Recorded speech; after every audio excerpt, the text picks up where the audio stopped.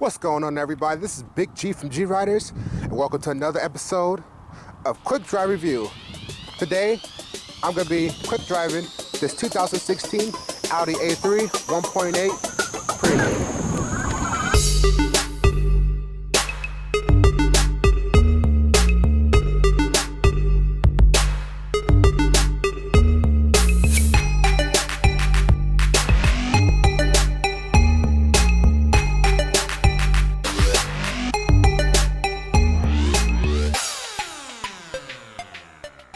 All right, let me give you a little bit of background and information on this Audi A3. So the Audi A3 is pretty much a Golf. It's just a Golf with the Audi badge on it. It comes with the same 1.8 turbo TSI motor that a Golf does. But what makes this different than a regular Golf, this comes with a dual clutch. Yes, the dual clutch, the S-tronic transmission, as Audi calls it, but it's a dual clutch transmission. It's similar to one that might be found in a Golf GTI or something of that sort. The motor that comes in this A3 is a 1.8 turbocharged direct injected motor. It has 170 horsepower and 200 foot-pounds of torque, and this car weighs about 3,100 pounds. So what that means for performance, this car goes 0 to 60 in the high 6 seconds and low 7 seconds, but honestly, from driving around all week, I think it may be a little quicker than what they say. This particular car is the front-wheel drive model, so this is the base model. So this car has no options on it. This car comes with a lot of really good standard equipment from factory without having to add any option packages on it. All right, let's take a look at the interior.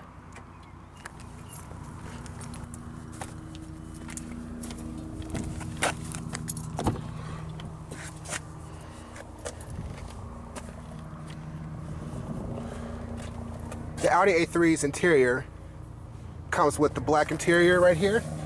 It's not quite leather, but it's like the leatherette material, and silver accented pieces with a little bit of fake wood down there. All right, let's go ahead and get in and see how it feels on the inside.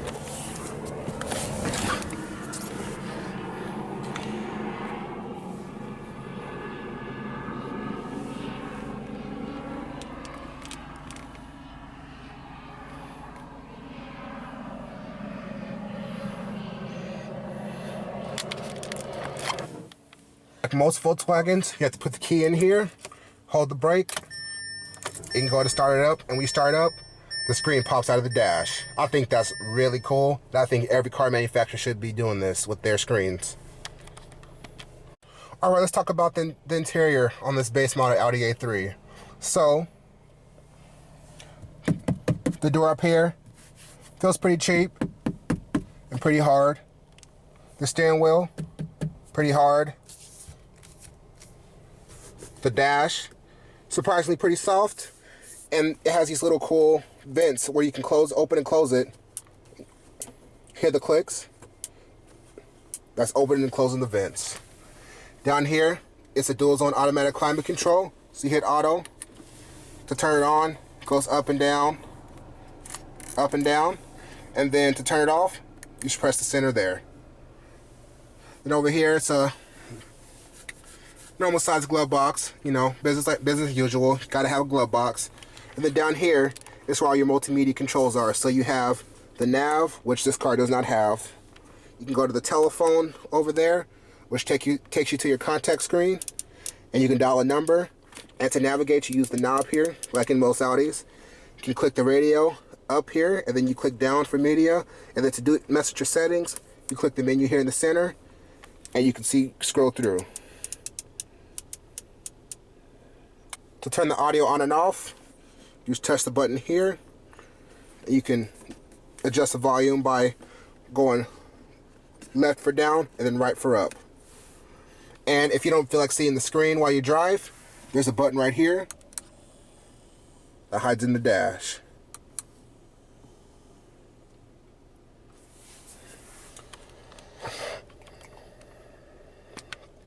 All right, let's check out the back. Screen goes away when you take the key out.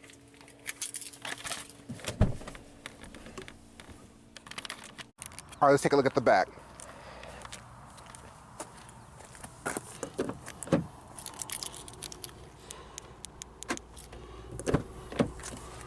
So, back seat, it's pretty small.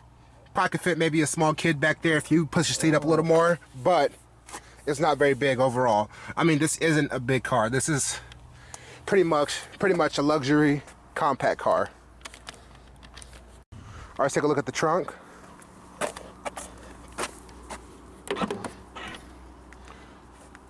Pretty decent sized trunk. It goes pretty deep. Has a center pass-through right there. And it's about the size of your average Chevy Cruze or Honda Civic or Hyundai Elantra's trunk. And as usual, you can see the size where I just got my backpack sitting in the back here. My favorite feature, the sunroof. The sunroof on this car is a panoramic sunroof, but it only opens up as much as a regular sunroof. But as you can see here, it goes more than halfway past the roof line, so it's pretty much all sunroof. I think the main reason why they made it look like this is just for looks. Because you gotta admit, when you look at the car from this angle, having like the black roof with the sunroof there looks super aggressive.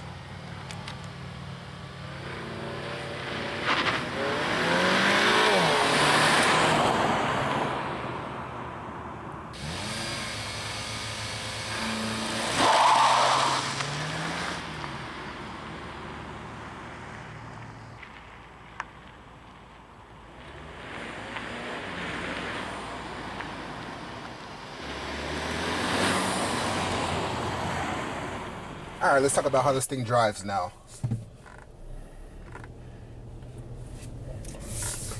So my initial impressions when I first drove this car, this little car is very, very, very torquey. I mean, it has 200 foot-pounds of torque. I think with a car that weighs as little as this one does, I think that's the perfect amount.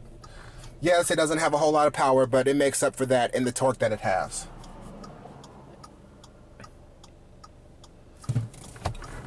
What about the steering? So the steering is, of course, it's electric power steering. So that means it's supposed to have very, very numb feedback. But this car doesn't have that. This power steering, it's really light, but when you turn it, you definitely get some feedback from the car. So you do have an idea of where the wheels are when you're going into a corner. And it's not overly light or overly heavy. It's really good electric power steering. As you can kind of tell, there's not that much road noise in this car. This is a cheap Audi, so that means it needs to have road noise like an Audi. I mean, this car does cost $30,000, and I think this is pretty quiet for a $30,000 cheap Audi. The driving position in this car is perfect for me. The steering wheel is in a good place. I have a good visual of all my gauges. I have very good visibility out of all the car. The only thing, when you go to turn to look, check your blind spot on the right side, you turn, you look, and there's a big pillar there. And that's the only visibility issues I think this car has. This little car is actually pretty quick. I mean, with 170 horsepower and 200 foot-pounds of torque, weighing 3,000 pounds, this thing really gets up and move. So I'm going down this corner. I'll drop down to second gear. Slow down a little bit. And then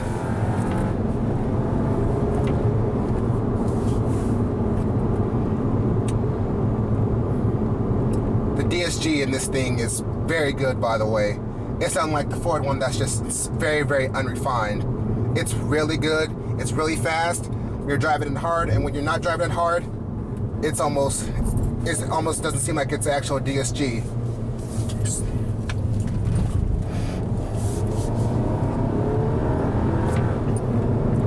You feel the car's moving with the shifts. This little car is very, very, very good. I'm very impressed with it. Audi/Volkswagen did a great job. So, I've been talking about how much I like this car. Let's talk about some things I don't like about this car. One thing I don't like about this car, which is probably can be solved in the higher models, is the steering wheel. The steering wheel in a car should be a little softer than this. This is the cheapest feeling part of the car. It feels like they took a base model Jetta with like basic wind-up windows or something like that, threw an Audi badge on the steering wheel and put it in this car. It is way too hard. Way too hard. I mean, I know this is a kind of a sporty car, so it doesn't need to have a super soft steering wheel, but this steering wheel in here is just not very soft at all. It's kind of ridiculous. For buying an Audi, I'd expect better. Let's do a little.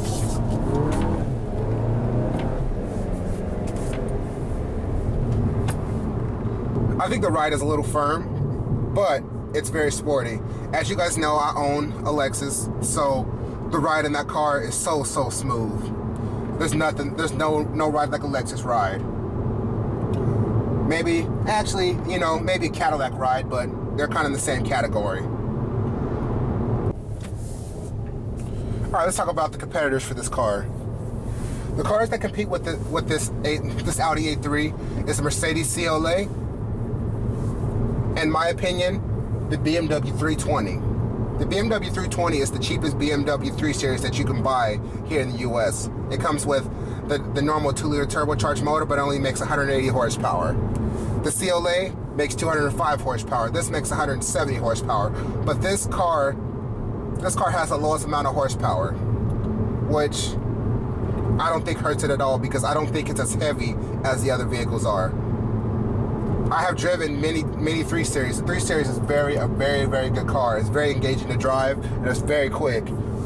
But I think for the value for the money, Audi wins on that one, because the standard equipment that comes on this car, it'll cost you probably $37,000 to add all that stuff that comes on this car onto the BMW 320, and it'll cost you about 35 grand or so to add that on a Mercedes CLA. I like how all the Audi's standard equipment comes. There's really no options except maybe sport suspension, different mats, and navigation. That's really it for the base model. When you go up to the next level, then you can start adding more and more equipment like push button starter, all that type of stuff. But this car gives very good value for the money. If you're looking for an upper scale small car like this, you should definitely look at the Audi A3. I think you're going to get bang for the buck by looking at the Audi A3. So just to kind of summarize up how much each of these cars cost. Each car costs with the similar amount of equipment. So with the panoramic sunroof, the LED tail headlights and tail lights, the backup camera, the parking sensors, and everything that comes standard on this car will only cost you $30,900. For all that similar equipment on a Mercedes CLA, it will cost you $36,000. The similar equipment on a BMW 320, it'll cost you about $37,000. So each of those cars offer all that extra equipment for $5,000 to $6,000 more.